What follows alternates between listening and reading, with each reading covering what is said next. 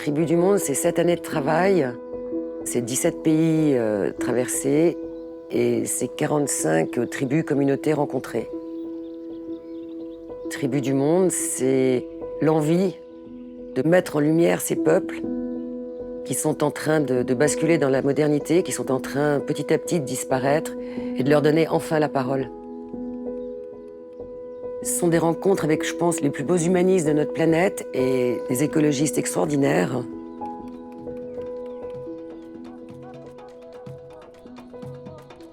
L'installation qui est inhabituelle, qui n'est pas sur des cimaises, où les gens passent devant une photo, la regardent, se sentent plus ou moins concernés.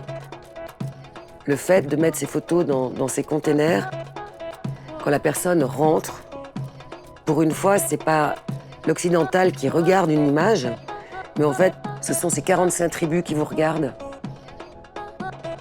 C'est comme un signe, c'est comme dire préservez-nous. On est là, on est fort, on a des choses à dire, on est puissant. Quand vous faites l'interview de quelqu'un, il vous dit bien ce qu'il a envie de vous dire, avec toutes ses retenues et toutes ses pudeurs. Et tout à coup, quand vous lui dites « mais parlez-moi de vous à travers vos mains », il y a un lâcher-prise. Et quelquefois, les interviews étaient tellement fortes parce que les gens me parlaient d'eux tellement sincèrement que j'ai dû les arrêter. Donc oui, les mains, c'est très très intéressant. Qui êtes-vous à travers vos mains? Ils font tout avec leurs mains.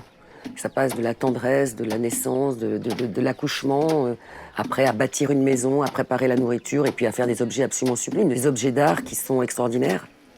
D'ailleurs, beaucoup d'artistes occidentaux s'en sont inspirés.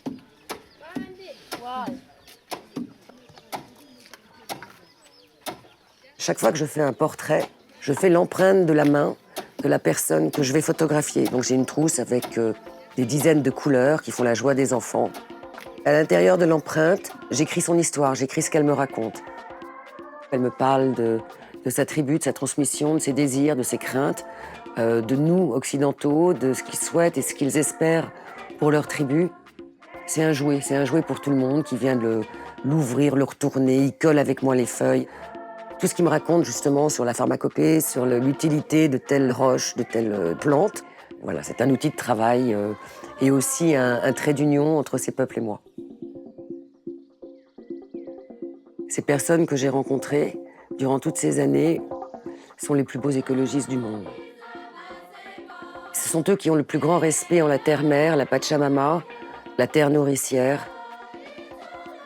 Ils se soignent depuis des millénaires avec des plantes, ils connaissent les arbres, ils connaissent le végétal de façon absolument incroyable.